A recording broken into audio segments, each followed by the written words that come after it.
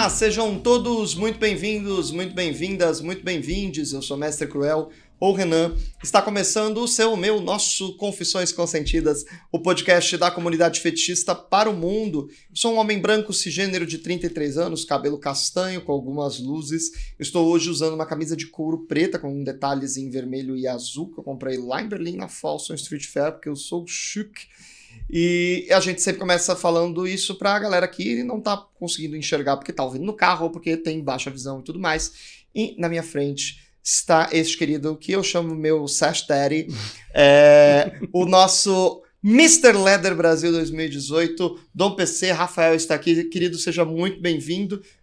Vou pedir pra você começar se descrevendo, e aí a gente começa o nosso papo a partir daí, tá bom? Olá, eu sou o Rafael, conhecido como Dom PC. Eu sou um homem branco, cis, gay, tenho cabelo castanho, com algumas mechas naturais brancas, mas que estão bem disfarçadas no momento. Não sei se estão, acho que a raiz já está gritando de novo. Barba, eu tenho 1,77 de altura, eu estou usando uma camisa branca de couro com colete preto, uma luvinha preta com os dedinhos brancos, calça de couro, bota, gravata, colete. Full leather. Tô aqui, todo paramentado no leather. Afinal de contas, uma vez Mr. Leather, para sempre Mr. Leather. Sempre. Você sabe e saberá disso. Oh, yeah. A gente nunca perde a majestade. Nunca. Querido, o nosso podcast começa sempre com uma pergunta disparadora que é igual para todo mundo, que é: se eu jogasse seu nome no Wikipedia, o que eu ia encontrar? Com isso, quero saber como é que foi a sua infância, onde você nasceu, sua adolescência, quando você se descobriu fetichista, quando você se descobriu gay. Mas vamos com calma nesse bate-papo aí. É história para mais de prosa. Nossa, uma história para 5 podcasts. Bora, não temos problema aqui. Vamos embora, vai na sua. Vamos lá. Eu sou um rapaz de 27 anos, de INSS. Mentira. Eu tenho 45 anos. Eu sou natural do interior de São Paulo, da região de Ribeirão Preto. Nascido, criado no interior até a época da faculdade. Eu fiz faculdade de medicina. Fiz especialização, mestrado, doutorado. Atualmente trabalho na minha área. Sou de uma família, né? Sou descendente de italianos por parte de mãe, de espanhóis por parte de pai, e, logicamente, todo mundo muitíssimo bem miscigenado aqui no Brasil, maravilhosamente. E, bom, dizendo sobre a questão do fetiche, até de ser gay, assim, eu sou uma pessoa muito lenta para descobrir as coisas, né? Acho que todo mundo já sabia que eu era, menos eu. Tanto que eu fui me entender, acho que gay, com 24 anos. Meu Deus, é igual o marido, né? Vocês estão idênticos assim na história. Exatamente. A gente demorou, eu fui me entender com 24 anos, eu era praticamente noivo, eu tava pra casar e eu amo jurando. Eu amo essa história. Eu amo essa história. E aí, é isso aí, tá, vamos lá. Você tava com um casamento marcado. Não tava marcado o casamento, mas tava assim, premeditado já pro ano seguinte, ou no máximo em 2 anos. Eu já tava namorando há 6 anos. E aí, o que passou na sua frente? O que passou na minha frente foi que um colega, há alguns anos, ele já vinha me propondo algo e eu, não, imagina, e não quero, não, nada a ver, não, até que um dia eu falei, tá, vai. Ai, vai. 3 anos que você tá me chamando, tá, vamos ver isso. Falei, sério? É isso que eu tinha que sentir todo esse tempo? É assim que funciona? Gente, eu sou gay. Pronto, foi assim. Foi assim, essa naturalidade. Né? Tava lá me achando hétero, mas eu falei, é isso mesmo, eu sou gay. Pronto, vamos resolver tudo isso, né? Logicamente, depois tive que ir conduzindo tudo para terminar o meu relacionamento de uma forma maravilhosa, porque ela é uma pessoa maravilhosa, que eu sou apaixonado até hoje, uma das pessoas mais queridas da minha vida. Terminamos, ela sabe tudo, né? Os motivos, e mudei para São Paulo. E aí, vivi toda a minha vida gay. Fetiche. Fetiche, logicamente, isso pôde aflorar nesse momento, mas eu já vejo em mim o fetiche desde criança. Eu consigo ver, fazendo uma análise bem minuciosa, eu vejo traços de fetiches meus desde criança. Por exemplo, meu primeiro fetiche sempre foi botas. E, em seguida, cowboys. Eu já usava bota, eu tinha 5 anos de idade. E eu me lembro da sensação de usar, o que eu sentia quando eu usava. Hoje, eu leio isso em mim e falo, tá, é fetiche. Eu não sabia, primeiro, que era uma criança, Claro. né? Não tinha noção alguma, não tinha referência alguma, mesmo em adolescente também sem referências, tudo. Mas depois, adulto, com referências, eu falei, tá, eu entendo que isso já estava em mim, esteve desde sempre. Enquanto essa ideia de fetiche quanto algo que nos enfeitiça, né? Exatamente. Como algo que te enfeitiça, que te deixa assim, que te faz sentir especial. Você não era a criança que queria usar All-Star, você queria pôr a botina. Exatamente, eu era essa criança. E eu usava a botina, usava a bota, eu já sentia assim, especial, diferente, sabe? Poderoso. Poderoso. Tinha algo que mudava em mim. Uhum. E com o passar dos anos eu fui entendendo isso. O couro veio depois dos 20. O couro veio depois dos 20. Então eu falo assim, meu primeiro fetiche, botas e cowboys. O couro veio bem depois. Mas a sua relação com o couro, ela se dá de que forma? Em que sentido? Como é que isso chega pra você? Porque pra mim chega de um jeito diferente da galera de um modo geral. As pessoas com quem normalmente eu converso e tudo mais falam, essa ideia do militar, desse homem poderoso, desse corpo, essa coisa Tone of Finland e tudo mais, é muito uma relação através do olhar. Uhum. Para mim, por exemplo, a relação do couro, ela se dá muito através do uso, da materialidade. Sim. Como é que é para você? Também é o uso. É o uso. Eu sentir. Eu me ver. Entende? Eu gosto da imagem que eu tenho quando eu estou de couro. Não que eu não goste da imagem sem. Não é isso. Não, claro. Mas a imagem que eu tenho de mim mesmo quando eu estou de couro, isso me agrada muito. E também a sensação dele comigo mesmo, né? O toque, o jeito que o couro me abraça, o jeito que ele limita os meus movimentos de alguma forma. Tanto que eu falo, couro são 2 alegrias na vida. Estar com ele e naquele momento que você chega em casa e que você tira ele. Duas alegrias. Então, pra mim, o tesão maior tá nesse segundo momento. Não quando tira, mas é porque o cheiro do meu corpo, quando eu tiro o couro, principalmente depois de usar por horas ou por... Sim. Fica impregnado. É muito doido. Não é? É muito doido. Fica impregnado. Depois você cheira a sua pele. Aquele almíscar, né? Exatamente. Então, a minha relação é nesse sentido. É o visual, é o ver, né? A imagem que eu tenho de mim mesmo e o sentir. O tato, o toque dele. E você lembra a primeira vez que você colocou uma peça de couro? Sem ser a bota, né? Sim. Eu acho que a minha referência porque eu tive jaquetas de couro, né? Não, mas acho que a jaqueta, pra nós é diferente. Ela é uma peça super versátil, tudo. Mas, sim, a jaqueta já me dava algo assim, mas a calça. Eu lembro logo que eu mudei para São Paulo, eu me mudei para cá em fevereiro, em março, abril, eu já comprei uma calça de couro. E até então, naquela época, isso eu tô falando do ano de 2005, né? Não é como hoje que eu tenho eventos, lugares, conheço pessoas e tem WhatsApp. Na época não existia isso, né? Para eu ir. Então, eu pegava a calça de couro e usava em casa. Eu trabalhava durante o dia, chegava à noite, tomava meu banho, punha a calça de couro, ia estudar e fazia tudo que eu tinha que fazer em casa com ela. Saía no fim de semana, usava calça de couro, ia no shopping, no cinema, em algum lugar, ia num bar, ia de calça de couro. Aos poucos, foram começando a ter alguns eventos fetichistas aqui, e eu pude usar mais, assim, em momentos temáticos. Mas fora disso, eu usava mesmo em casa e para coisas normais do dia a dia. Passeios, cinema, barzinho. E além do fetichismo, botas, cowboys, couro, Sim.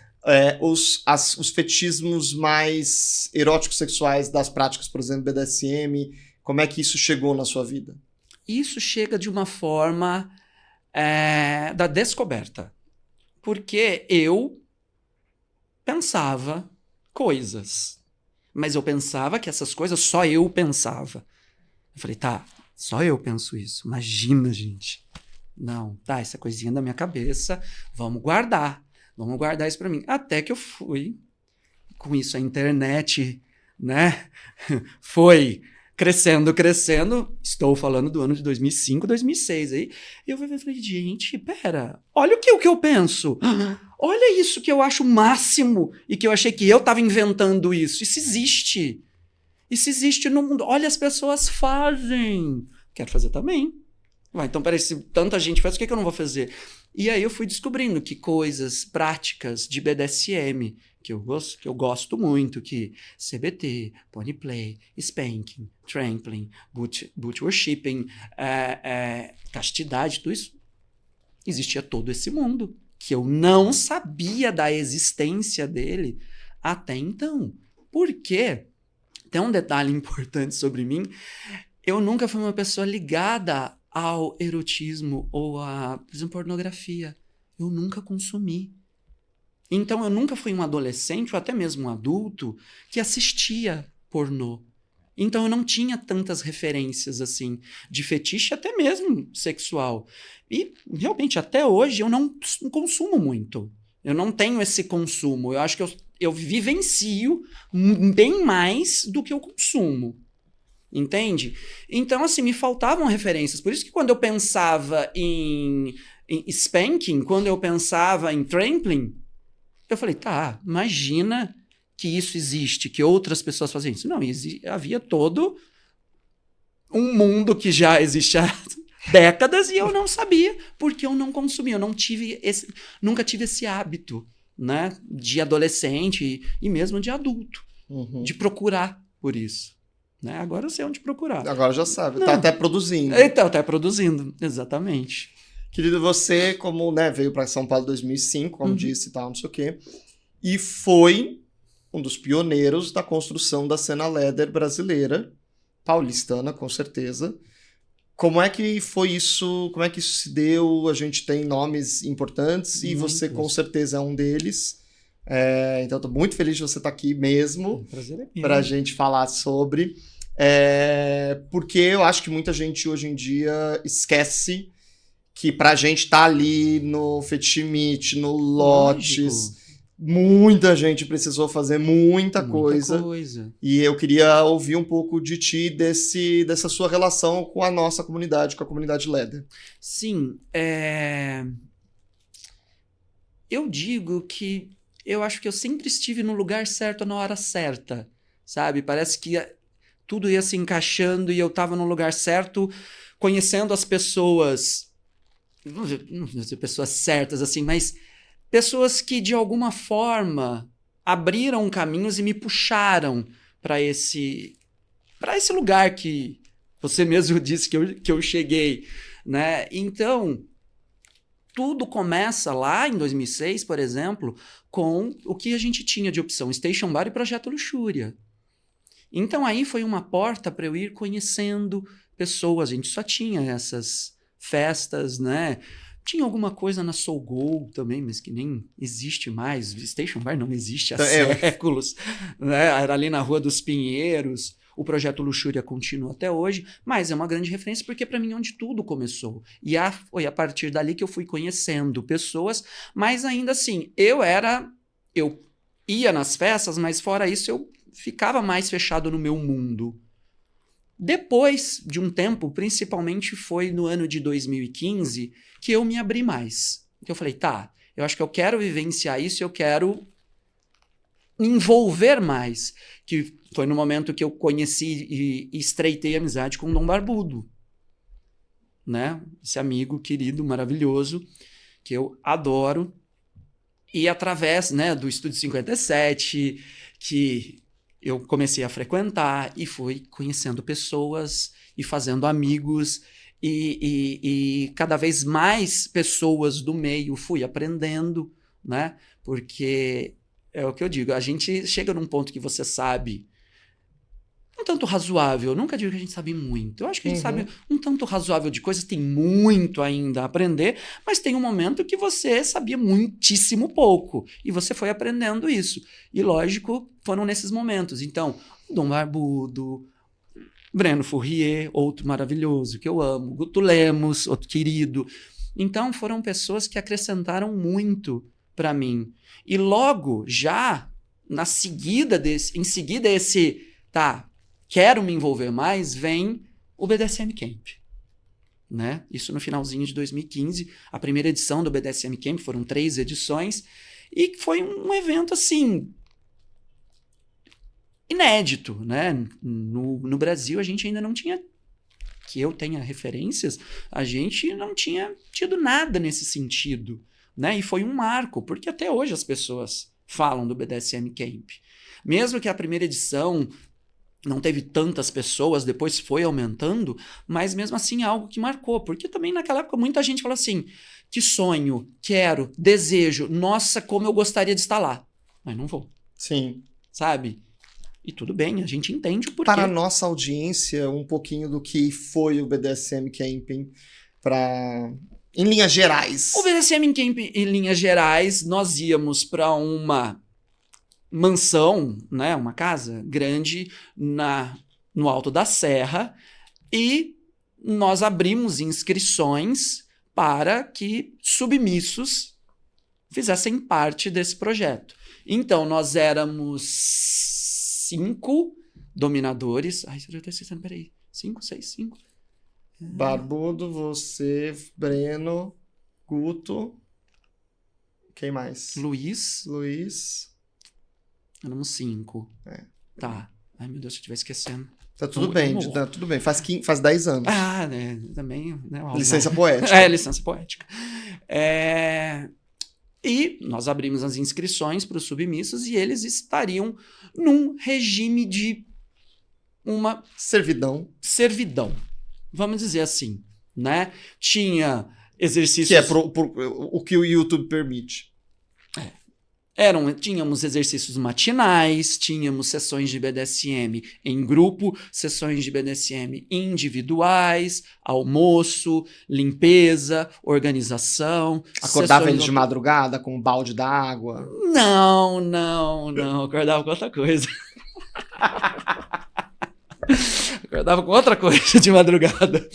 Mas, então, era mais esse regime de servidão num espaço fechado, né? Logicamente, tudo extremamente sadio, seguro e consensual. Tanto que era aberto e as pessoas, né, procuravam por isso. Olha, eu quero ir. O que eu tenho que fazer? Tinha que pagar uma quantia, lógico, porque... tem comida, tem aluguel do espaço, tem tudo. Então, tinha uma quantia a ser paga para passar um fim de semana todo nesse regime. E foi uma experiência, assim, fabulosa. Fabulosa. Não só pela experiência do BDSM, mas também por estar com pessoas tão queridas, que são esses todos que eu citei. Sabe? Num momento de... Tinha momentos de descontração, sim, e tinha momentos de prática, e tinha momentos... Vou dizer assim, eu não sou muito do bondage. Eu não sou muito bom. Então, eu estar ali vendo o Breno fazer um bondage, eu ficava assim... que maravilha, gente.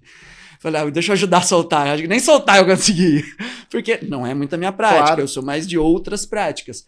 Então...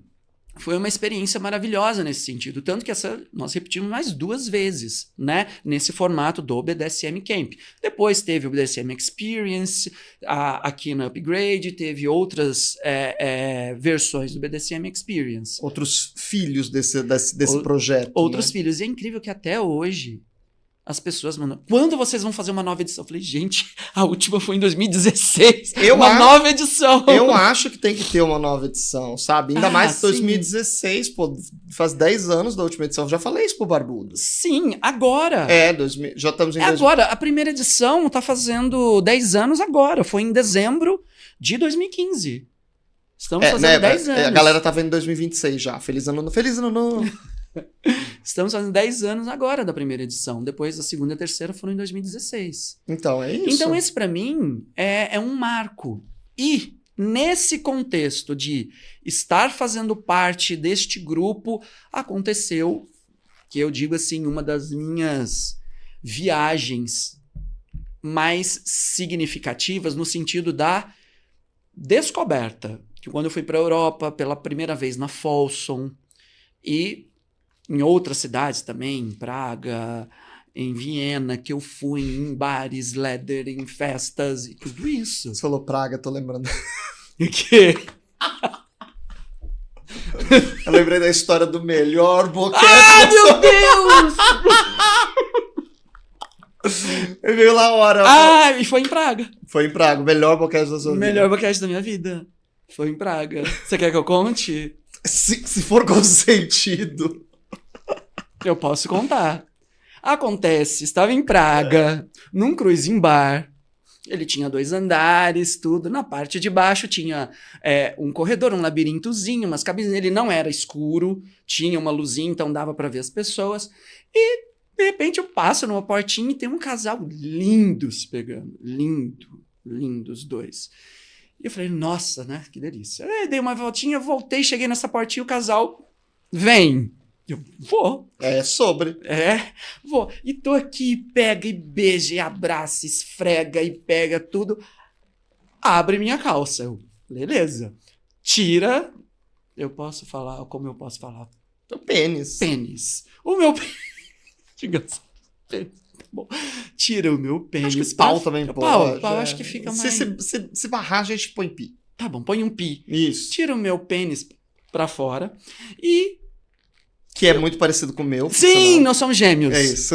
As pessoas já sabem disso, que nós somos gêmeos. Eu contei no podcast do João. A gente contou no podcast do João. Somos gêmeos. Talvez, não sei se passou antes ou depois. Eu ainda não decidi tá isso, bom. Mas... Vocês vão ouvir essa referência. E aí, ótimo, até aí tudo bem. De repente começa a chupar. Eu, pera. Epa. Opa. Um tá aqui. Da onde tá vindo esta boca? Só que chupava de um jeito que eu, meu Deus, que é isso? Fazia uma coisa assim, eu falei, nossa, mas aí até eu falei, mas tá estranho, né? Tá muito bom, tá muito maravilhoso isso. Eu falei, pera um pouquinho. Eu fui descendo, tateei a cabeça, que aí essa parte já tava mais escurinha, e fui com o dedo, pus na boca. Não tinha dente. Não tinha dente. Falei, tá bom. Vou focar aqui. Vamos focar nos dois. No casal bonito. Vamos focar no casal bonito, porque esta chupada está maravilhosa. Continua o seu serviço que eu tô focado aqui. E foi assim. Nossa, foi uma coisa enlouquecedora. Eu amo essa história. Então, essa viagem para mim foi muito significativa nesse sentido da descoberta inicial. E do começar a me sentindo fazendo parte de algo um pouco maior do que simplesmente aqui, sabe? Eu já voltei um pouco mudado, assim, com uma ideia de mundo. Beleza. 2 anos depois... Te entendo perfeitamente o que você tá falando. Sim, com certeza. 2 anos depois vem uma outra viagem que aí nessa, sim, foi nela que eu decidi... Bom, deixa eu contextualizar. Nesse momento eu tô falando no final de 2017... Já tínhamos o nosso primeiro Mr. Leather, Dom Barbudo, eleito no início de 2017. No final de 2017, eu viajo para Portugal e Espanha. E aí eu vou na eleição do Mr. Leather Espanha. Eu já tinha alguns contatos, Facebook, Instagram, tudo isso. E aí só Facebook, Instagram veio depois. As pessoas já estavam me jogando essa sementinha. E nessa viagem... né? Eu senti um apoio de fora também. Falei, nossa, que legal essas pessoas que nem sabiam que me conheciam, me dando esse apoio para me candidatar a Mr. Leather no ano seguinte, né? Passando no início de 2018. Eu volto dessa viagem na véspera do Réveillon, e aí eu já anuncio. Eu falo, olha, vou concorrer para Mr. Leather. Até então, até neste momento de eu fazer esse anúncio, tudo que eu aparecia de máscara. Eu não mostrava o rosto. Foi aí sim que eu mostrei meu rosto. No momento que eu decidi me candidatar a Mr. Leather. Porque é óbvio, né? Por mais que você tenha sua imagem fetichista, tudo, você tem que ter um rosto. Porque nesse momento você não está mais se representando, você não está falando por você está falando por uma comunidade, por um grande grupo de pessoas. E você tem que ter um rosto para isso, né? A gente super respeita as pessoas que não mostram um rosto, tudo bem, mas acho que para esse momento, para essa situação, você tem que ter um rosto. As pessoas têm que saber quem é você, quem é o rosto que está representando essa comunidade. Você tem que dar a cara para bater. Certo? Oh. E como bate, e né? Como bate, e como bate. Então, é um masoquismo diferente. Total. E aí foi nesse momento que eu decidi, e veio o concurso, e eu ganhei o concurso. E aí começa um dos melhores anos da minha vida. Começa um dos melhores, que é o que eu te falei. Prepare-se para um dos melhores anos da sua vida. Que aquilo que era assim, fez assim, e aí que eu tô falando do meu entendimento de comunidade e da minha colocação dentro dessa comunidade, isso fez assim. Tomou uma proporção que eu não esperava. Eu não esperava. Tanto que até no meu discurso de step down eu falei, gente, a minha proposta inicial no meu discurso era outra. Não foi isso. Mas isso tomou uma proporção que, nas primeiras viagens que eu fui, que as pessoas falaram assim, Brasil? Sério? É sério que vocês, brasileiros, além de vocês serem lindos, gostosos, quentes e tudo isso, vocês estão no fetiche curte couro? Sim. Tô aqui representando o meu país. Pronto. Eu acho que nesse momento, assim, colocar, né, o Brasil, levar ele mais para a cena do mundo, fazer ele ser conhecido. Vejam as visitas que nós recebemos depois de tudo isso. Mr. Berlin veio aqui, International Mr. Leather veio aqui, outros representantes vieram aqui, porque realmente as pessoas não tinham, né? Pelo menos os lugares que eu fui, né? Nas festas, nos concursos na Europa, eles não tinham essa ideia, porque eles viam o Brasil como um país o quê? Tropical, praia, carnaval. Eu tava falando com o Jeff, lá fora tem os Misters Sportswear. Sim. E eu acho muito engraçado que o Brasil, que é o país pra isso, a gente não tem. Não tem, temos que fazer um Mr. Natação. Mas a galera não usa, você não vê a galera no rolê de roupa esportiva, assim. Não, muito difícil. Um ou outro e tal, acaba tendo, mas... Muito difícil. Mas a primeira vez que eu olhei, eu falei assim, gente, que doideira. Esse é o fetiche que a gente tem que ter no Brasil. Compatível, né, com a Porque temperatura. Assim, amigo, eu tô sempre fresquinho nos eventos. Ai, sempre. Desde a primeira vez que eu te vi, eu nem conversava com você, eu via, eu falava assim, ele tá sempre fresquinho. Até que um dia eu falei, moço, você tá sempre fresquinho, né? Você tá de couro, mas você tá fresco. E eu tô sempre quente, apertado, suando, e ele sempre fresco. Sempre.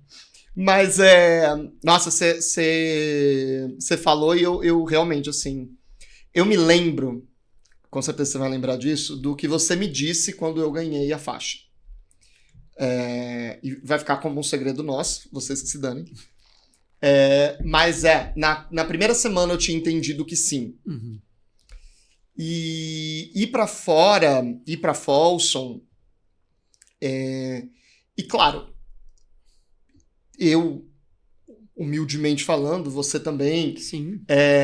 A gente tem uma qualidade que também é rara, que é a facilidade de conversar com qualquer pessoa sobre qualquer coisa. Sim.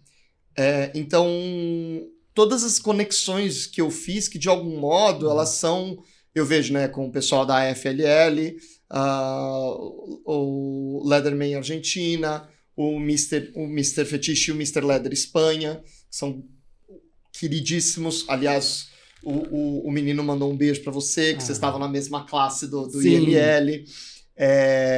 O IML, ó, International Mr. Leather, que a gente fala um negócio aí, o IML no Brasil. Mas o Janos. E que ele nem é espanhol, né? Não, ele é húngaro, Ele é húngaro e ele foi o Mr. Espanha na época. E fez o convite pra gente participar do World Fetish Show. Uhum. Fez o convite pra eu ir pra lá como jurado, que eu tô estudando pra ver se isso vai ser possível ou não. Porque eu vou pro International Mr. Leather, então, né? Já tem um compromisso grande. Europeu não, é internacional, cara e tal. Com certeza. Mas é muito louco como a gente é amado lá fora. E eu não sei se pelo exotismo de que... Tá certo que você foi, quando você foi, o Barbudo tinha acabado de ir, né? Sim. Eu tô indo, eu meio que peguei um tempo, né? Porque a gente, depois da pandemia, muita coisa caiu e acabou. Exatamente. E tal. Mas é isso. Então eu chego meio que dentro desse lugar, assim, e colho muito desse trabalho, né? Que vocês fizeram lá atrás, assim. Mas essa questão que muito você obrigado falou... também, né, por isso. Mas essa questão, né, da gente ser tão amado assim e não saber. E não saber, a ponto de eu estar num lugar e às vezes chegava com a faixa, a pessoa, Brasil! Uau! Pessoal, Brasil! Aconteceu exatamente isso. Calma, Brasil, um monte de pessoa no evento da Folsom lá, de abertura, um monte de gente vindo nesse lugar. Outra coisa que eu acho que a gente não tem dimensão de que a gente é visto. Tem um perfil de um dominador que no Instagram, que ele faz um material muito legal, muito educativo e tal. E eu sempre seguia, e ele começou a me seguir, eu falei, beleza e tal. E encontrei com ele lá, e a gente tava no meio da Animals, a festa, e eu tava ali, aí eu virei pro Yuri e falei assim, aquele menino, aquele cara que tem aquele perfil de BDSM e tal, não sei o quê. Ele veio falar comigo. Eu não fui falar comigo, ele veio falar comigo. Sim. Falar que adorava, que tava gostando do meu trabalho, que, nossa, eu tava fazendo um negócio muito legal pra comunidade e tal, não sei o quê, tá. Então, assim, a gente é muito quisto lá fora. Muito, né? De verdade. E é algo que é uma surpresa sempre, né? Sim. A gente não espera. A gente tem um pouco esse viralatismo, né? De achar que a gente não é visto, assim. Exatamente, a gente é visto e eles gostam. Sempre é uma festa. Tanto que numa das Folsoms, eu lembro que o tanto de jantares que eu fui, porque assim, hoje tem os jantares dos espanhóis. Eles dizem, você vai, né? Vou. Amanhã tem o almoço do pessoal da Itália. O pessoal, você vai? Eu falei, gente, eu nem sou... Não, mas você vai. Da França. Todo mundo puxando porque e te convidando. Isso não é só o Mr. Espanha, é o Mr. Madrid, Mr. Barcelona, Mr. Guadalupe, Mr... Os Estados Unidos é um caos. Não, tem um Mister pra cada esquina. Exatamente. No mesmo estado tem 5, 6. Mas aí, assim, o Mr. Leather, ele segue os moldes do internacional, né? Um final de semana de concurso e tal. O Mr. Fetiche são 3 fucking meses, né? Né? E quando eu falava... E é uma maratona, gente. E quando eu falava isso, quando eu contava isso pras pessoas... elas falavam assim, como assim? Eu já contei essa história um monte de vezes aqui, mas o Mr. Puppy República Tcheca falou assim, 10 candidatos? Eu falei, não, querido, 10 eram semifinalistas. Tinha mais. Se inscreveram uns 25. Nem sei quantos foram no meu ano. 10, depois virou 5. Aí ele falou assim, não, mas o meu ano era eu e mais um. O bom é que é sempre 50% de chance de ganhar, né? Né? Mas então, assim, o Jeff veio aqui e ele falou, né, que se a gente fizesse um Mr. Fetiche... um Mr. Fetiche... Ai, meu Deus. Barra Funda, tinha mais gente tinha mais que 2, com certeza. Mas é uma cultura que a gente não tem, mas que pode ter e que fará de uma forma muito melhor, com muita humildade, eu falo isso, Eu até escrevi isso num texto do Barbudo, que já foi publicado, que eu falei pro Barbudo que era o meu último manifesto quanto mister, assim. Que eu faço uma análise sobre a cena brasileira e a cena BDSM internacional, e pensando nisso, no quanto a gente é capaz. O Rod fala uma coisa, né? Fala que o alemão sabe fazer estrada. Uma festa, quem sabe fazer é o brasileiro. Com certeza. Então, eu acho que se a gente tivesse uma Folsom Brasil... Nossa! Claro, ainda estamos muito longe, porque eu acho que existe uma questão política muito mais importante para acontecer.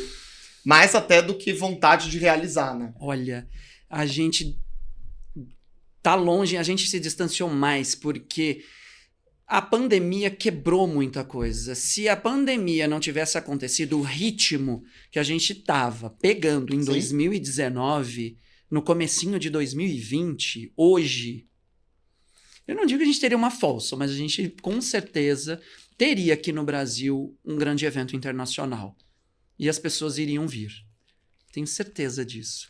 Pela como a coisa eclodiu e cresceu em 2 anos. 2017, não, 3, né? 17, 18 e 19. Foi um crescimento exponencial. Sim. Da cena, das festas, de tudo aqui. Tanto que você vê que no meio de 2019 tivemos o Bluff, tinha 80 pessoas.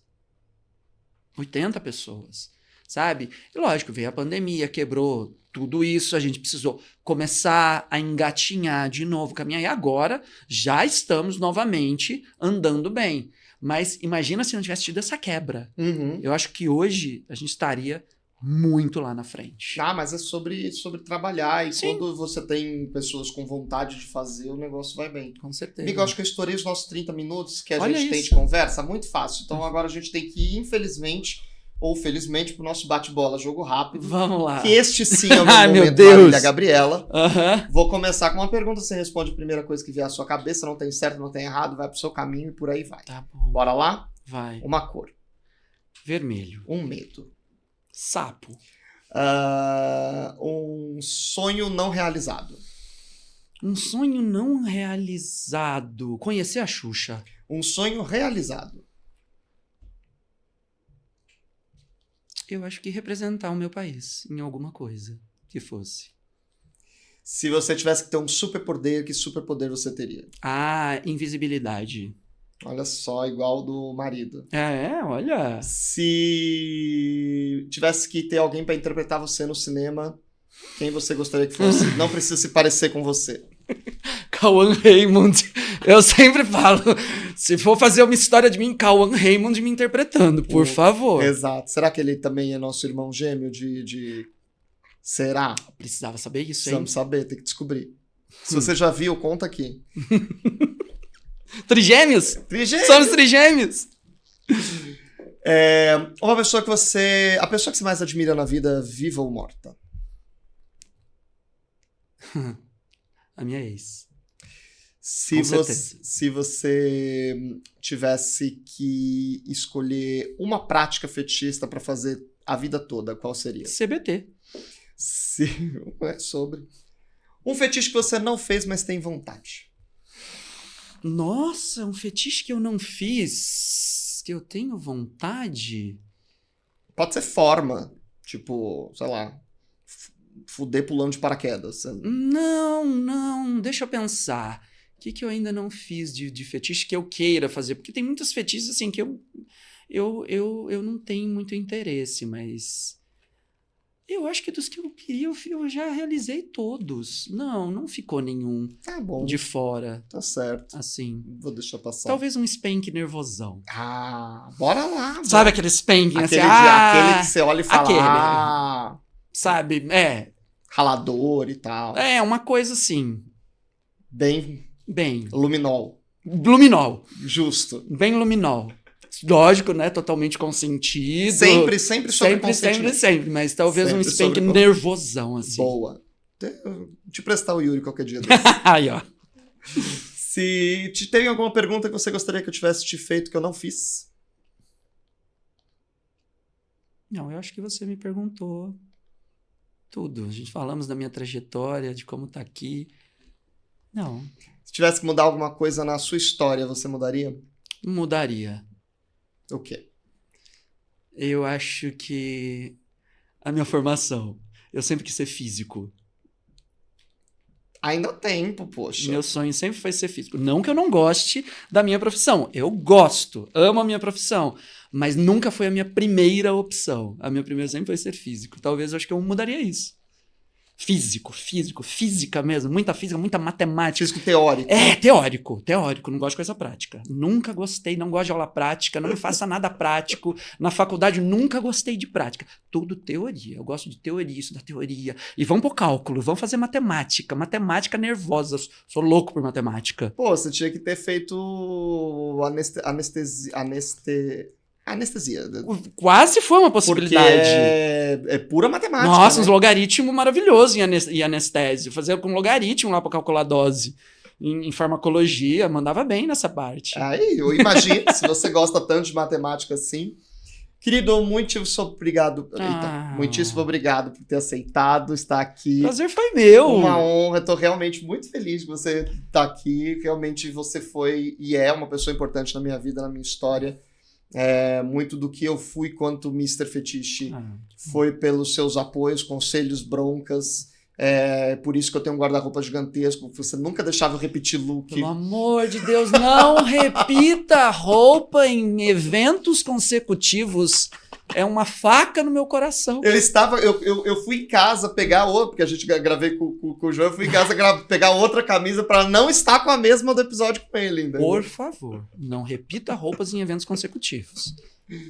Gente, não esquece de curtir, comentar, compartilhar. O papo foi muito bom. Você pode voltar aqui pra gente contar de outras coisas. Tem detalhe, olha, tem bastidores do Mr. Fetiche. Tem bastidores do Mr. Leather. Tem bastidores do Mr. Fetiche, não. Bastidores do Mr. Leather. Bastidores do International Mr. Leather. Muito. Que é pra você contar pra gente, até pra eu anotar umas coisas aqui. Sim. Então você tá convidado pra vir novamente. Virei. Segue a gente nas redes sociais, @Confissões Consentidas, @DomMCSP. Se essas redes por um acaso caírem, a informação nova já tá por aqui. Ou então lá no meu site www.mestrecruel.com ou no Kinkgram, a rede social fetichista para brasileiros, feito por brasileiros, para brasileiros fetichistas.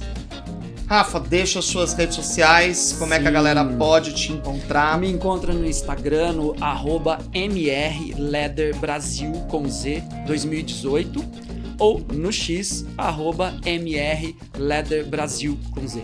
Afinal de contas, uma vez Mr. Leather, para sempre Mr. Leather. Sempre. E acho que a gente deixa isso. Jamais. Melhor ano da minha vida, não vai acabar nunca. Com toda certeza. Vou estar lá assim, velhinho, mas ainda... Qualquer oportunidade a gente leva, põe a faixinha pra ir lá, né? Mesmo que a coluna não aguente, a gente põe a faixa e vai, de andador do que quer que seja. Exato.